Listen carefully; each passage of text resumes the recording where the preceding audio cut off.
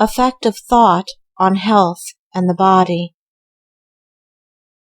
Of As a Man Thinketh, by James Allen. The body is the servant of the mind. It obeys the operations of the mind, whether they be deliberately chosen or automatically expressed. At the bidding of unlawful thoughts, the body sinks rapidly into disease and decay. At the command of glad and beautiful thoughts, it becomes clothed with youthfulness and beauty. Disease and health, like circumstances, are rooted in thought. Sickly thoughts will express themselves through a sickly body.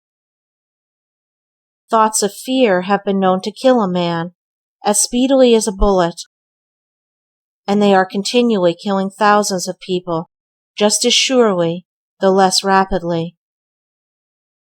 The people who live in fear of disease are the people who get it. Anxiety quickly demoralizes the whole body, and it lays open to the entrance of disease. While impure thoughts, even if not physically indulged, will soon shatter the nervous system. Strong, pure, and happy thoughts build up the body in vigor and grace. The body is a delicate and plastic instrument which responds readily to the thoughts by which it is impressed, and the habits of thought will produce their own effects, good or bad, upon it.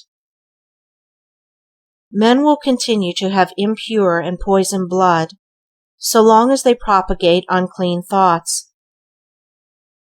Out of a clean heart comes a clean life and a clean body. Out of a defiled mind proceeds a defiled life and a corrupt body.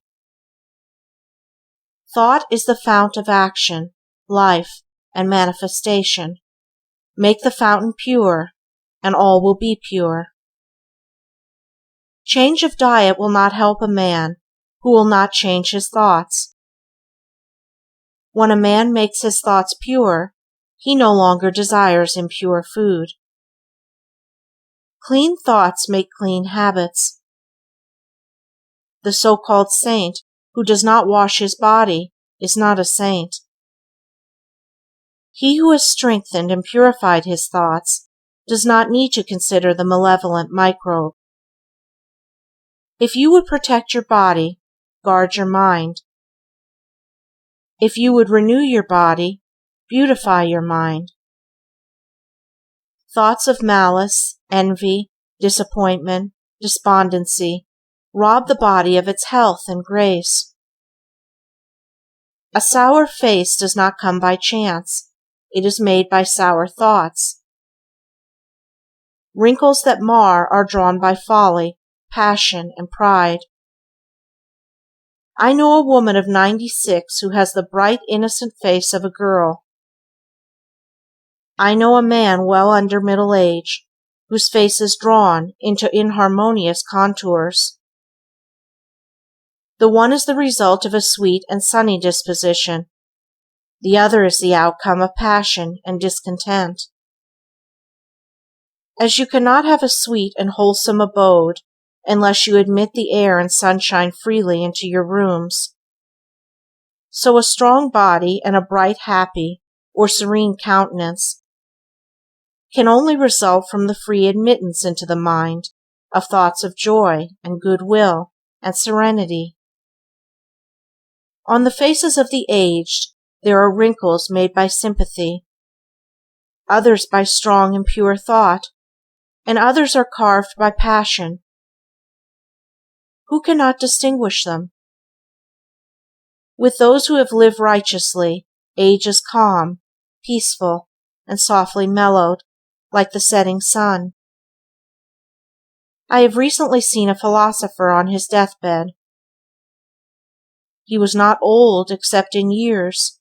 He died as sweetly and peacefully as he had lived. There is no physician like a cheerful thought for dissipating the ills of the body. There is no comforter to compare with good will for dispersing the shadows of grief and sorrow. To live continually in thoughts of ill will, cynicism, suspicion, and envy is to be confined in a self-made prison-hole. But to think well of all, to be cheerful with all, to patiently learn to find the good in all, such unselfish thoughts are the very portholes of heaven. And to dwell day by day in thoughts of peace toward every creature will bring abounding peace to their possessor.